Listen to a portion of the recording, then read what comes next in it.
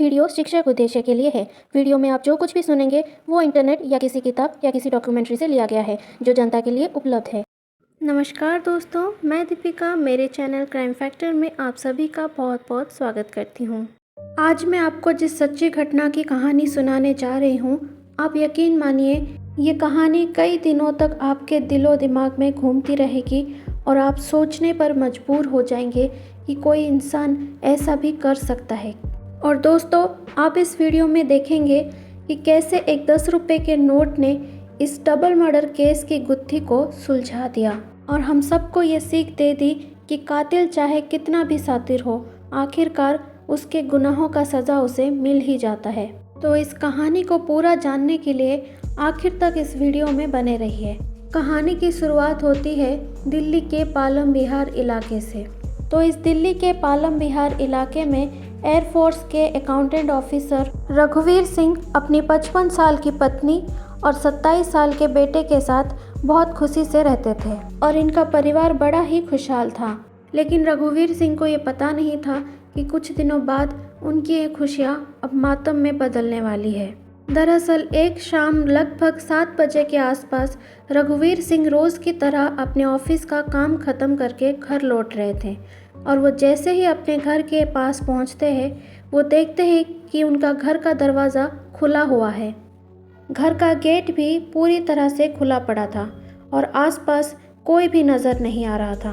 ये देखकर पहली बार रघुवीर सिंह को थोड़ा सा अजीब लगा, क्योंकि जब भी वो बाहर से घर आते थे उनका घर का दरवाज़ा हमेशा बंद रहता था और उन्हें डोर बेल बजानी पड़ती थी, जिसे सुनकर उनकी पत्नी या बेटा आकर दरवाज़ा खोलते थे। लेकिन उस दिन पहली बार उनके घर का दरवाज़ा खुला था, लेकिन उन्होंने सोचा कि शायद किसी ने खुला छोड़ दिया होगा। फिर उसके बाद वो घर के अंदर दाखिल होते हैं और जैसे ही रघुवीर सिंह घर में प्रवेश करते हैं वो सामने देखते हैं कि घर का सारा सामान बिखरा पड़ा हुआ है। ये सब देखकर वो सीधे अपने कमरे में जाते हैं और जैसे ही वो अपने कमरे में दाखिल होते हैं सामने का मंजर देखकर उनकी रूह कांप जाती है, क्योंकि सामने उनकी 55 साल की पत्नी की खून से भरी हुई लाश पड़ी थी। और ये देखकर रघुवीर सिंह सिहर जाते हैं और फिर ज़ोर से अपने बेटे को आवाज़ लगाते हुए अपने बेटे के कमरे तक चले जाते हैं और जैसे ही बेटे के कमरे के अंदर दाखिल होते हैं वहाँ भी ठीक वैसा ही मंजर था। उनके सामने उनके 27 साल के जवान बेटे की खून से लथपथ लाश पड़ी हुई थी। ये देखकर रघुवीर सिंह की चीखें निकल जाती हैं और वो ज़ोर ज़ोर से चिल्लाते हैं और उनकी आवाज़ सुनकर आसपास के पड़ोसी भी भागकर उनके घर आ जाते हैं और सामने का ये मंजर देखकर वो लोग भी घबरा जाते हैं। और उन लोगों में यही बातचीत हो रही थी कि एक एयरफोर्स के अकाउंटेंट ऑफिसर के पत्नी और बेटे की किसने हत्या कर दी। तो तुरंत ही पड़ोसी में से किसी शख्स ने पुलिस को फ़ोन लगाता है और इस घटना के बारे में बताता है और पुलिस ये सुनकर तुरंत वहां आ जाती है। अब उस घर के आसपास काफ़ी भीड़ हो चुकी थी और डेड बॉडी के साथ कोई खिलवाड़ ना हो, इसीलिए पुलिस ने उन माँ बेटे की डेड बॉडी को पोस्टमार्टम के लिए भेज दिया। लेकिन उनके रिश्तेदारों और पड़ोसियों के दिमाग में सिर्फ एक ही बात ही घूम रही थी कि आखिर किसने ये हत्या करी और क्यों करी। इसीलिए पुलिस भी तुरंत इस केस की जांच में जुट जाती है और जब पुलिस ने जांच करना शुरू किया तो पहली चीज़ पुलिस ने देखा कि घर का सारा सामान बिखरा पड़ा था और घर की अलमारी के सामान को भी उथल पुथल किया गया था, जिस कारण पुलिस को ये लगता है कि ये मामला लूटपाट का है। लेकिन ये केस सिर्फ चोरी और लूटपाट की नहीं थी। जब आप इस घटना के पीछे की सच्चाई सुनेंगे तो आपके भी रोंगटे खड़े हो जाएंगे। तो अब इसके बाद उनके सभी रिश्तेदारों को इस बात का खबर दिया जाता है और सभी लोग नम आँखों से उन माँ बेटों की अंतिम संस्कार कर देते हैं।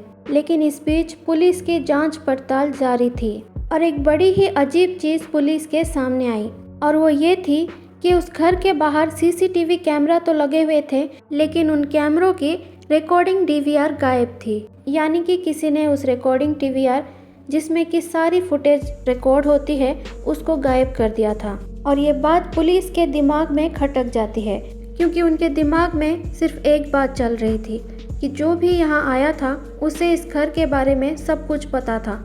उसे ये पता था कि कैमरा कहाँ है और इस कैमरे की रिकॉर्डिंग कहाँ होती है।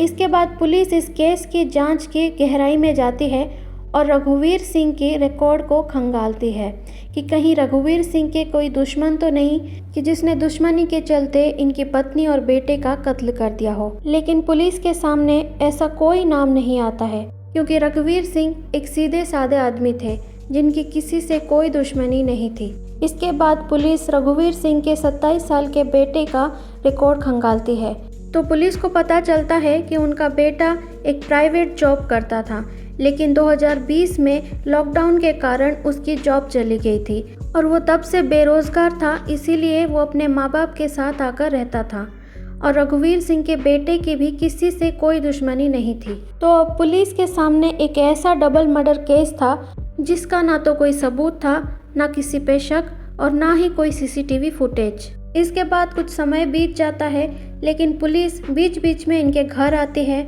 और उनके रिश्तेदारों पड़ोसियों से पूछताछ करती है, लेकिन पुलिस के हाथ कुछ नहीं लगता। लेकिन तभी रघुवीर सिंह की पत्नी के भाई का बेटा अभिषेक हिम्मत करके पुलिस पर दबाव डालते हुए कहता है कि आप ठीक से जांच नहीं कर रहे हैं, क्योंकि दोस्तों अभिषेक रघुवीर सिंह के पत्नी के भाई का बेटा था। तो जाहिर सी बात है कि रघुवीर सिंह के बेटे और अभिषेक की आपस में काफ़ी जमती थी और इसीलिए अभिषेक इस दुख की घड़ी में रघुवीर सिंह का काफ़ी साथ दे रहा था और हर वक्त उनके साथ ही रहता था। तो अब पुलिस को भी लगा कि इस केस की नए सिरे से जाँच करनी चाहिए और अब पुलिस ने उस घर के आसपास जितनी भी सीसीटीवी कैमरास थी उन सभी की फुटेज संभालनी शुरू कर दी। और तभी पुलिस को एक खबर मिलती है। दरअसल उसी मोहल्ले के एक मकान मालिक ने पुलिस को एक 4 सेकंड की वीडियो क्लिपिंग दिखाई, जिसमें एक शख्स मुंह पर गमछा बांधे और हाथ में एक डीवीआर जैसी चीज़ लेकर जा रहा था। पुलिस को ये वीडियो देखकर शक होता है कि शायद यही कातिल है, लेकिन गमछा बांधने के कारण उस व्यक्ति का चेहरा दिखाई नहीं दे रहा था, जिस कारण पुलिस उस व्यक्ति की पहचान नहीं कर पाई। लेकिन पुलिस ने उस वीडियो से एक चीज़ नोटिस कर ली कि वो व्यक्ति पैदल जा रहा था, उसके पास कोई वाहन नहीं था। तो पुलिस सोचती है कि हो ना हो इसने किसी पब्लिक ट्रांसपोर्ट का इस्तेमाल तो ज़रूर किया होगा और ये किसी बस, टैक्सी, रिक्शा या ऑटो से आया है। तो पुलिस अब पूरी ताकत से जुट जाती है उस कातिल की तलाश में जिसने न जाने क्यों उन माँ बेटों की जान ले ली। तो अब पुलिस उस इलाके के आसपास के जितने भी ऑटो रिक्शा थे उन सभी से पूछताछ करती है और वो वीडियो दिखाती है, लेकिन कोई भी उस शख्स को नहीं जानता था और ना ही उन्होंने इसे देखा था। तभी एक ऑटो वाला सामने आता है और पुलिस से ये कहता है कि मंगलवार को एक लड़का अपने चेहरे पर गमछा बांधे उसके रिक्शे में बैठा था। ये सुनते ही पुलिस को अपनी पहली कामयाबी मिलती हुई दिखाई दी। अब इसके बाद ऑटो वाला कहता है कि वो लड़का मुझे इसलिए याद था क्योंकि उसके कपड़ों और हाथ में खून के छींटे पड़े थे और वो लड़का काफ़ी घबराया हुआ था। फिर पुलिस ने सोचा इतनी बातों से तो कातिल को पकड़ा नहीं जा सकता और तभी वो ऑटो वाला एक अजीब सी बात कहता है। ऑटो वाला कहता है कि जब मैंने उसे मेट्रो स्टेशन छोड़ा तो उसने मुझे 30 रुपये दिए, एक 20 रुपये का नोट और एक 10 रुपये का नोट, लेकिन वो 10 रुपये का नोट इत्तेफाक से फटा हुआ था। तो मैंने उससे कहा कि ये 10 रुपये का नोट नहीं चलेगा, इसे बदल दीजिए, लेकिन उसके पास सिर्फ 500 रुपये थे और वो मुझे 500 रुपये दे रहा था, लेकिन मैंने लेने से मना कर दिया। तो उसने मुझसे पेटीएम नंबर मांगे और उसने कहा कि मैं आपको 10 रुपये पेटीएम कर देता हूँ और उसने मुझे 10 रुपये पेटीएम कर दिए।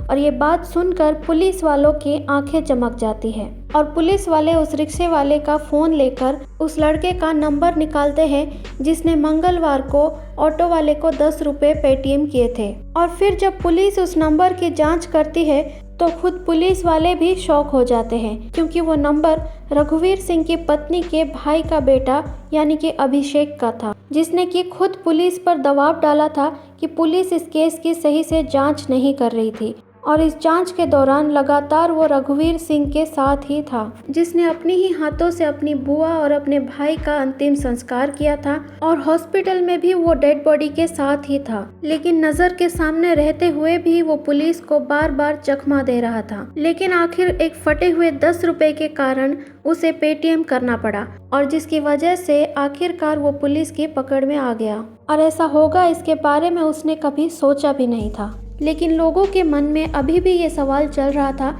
कि आखिर अभिषेक ने अपनी ही बुआ और अपने भाई का कत्ल क्यों किया। तो जब पुलिस अभिषेक से इस हत्या की वजह पूछती है तो अभिषेक कहता है कि उसने अपनी बुआ से 50,000 रुपये उधार लिए थे, लेकिन लॉकडाउन के कारण उसका जॉब चला गया और वो पैसे वो लौटा नहीं पाया।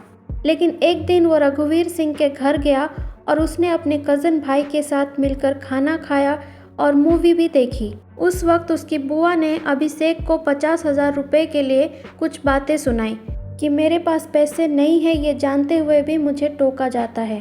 इस बात पर उसे बहुत गुस्सा आया और वो अपनी बुआ से झगड़ने लगा और दोनों का झगड़ा इतना बढ़ गया कि उस गुस्से में अभिषेक ने कसरत करने वाले डंबल से वार करके अपनी बुआ और अपने भाई को मार डाला।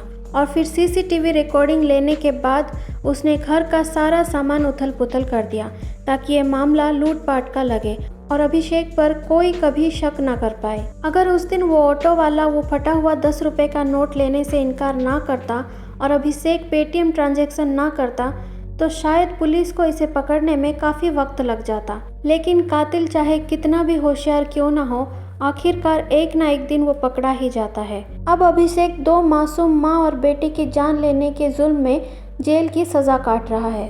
तो दोस्तों, ये थी आज की कहानी, जो कि 2 लोगों की जान लेकर भी नज़र के सामने होते हुए भी पुलिस को चकमा देता रहा और फिर एक फटा हुआ 10 रुपये के नोट के कारण वो पकड़ा गया। अगर आपको ये कहानी पसंद आए तो प्लीज़ मेरे वीडियो को लाइक, शेयर और मेरे चैनल को सब्सक्राइब करिए।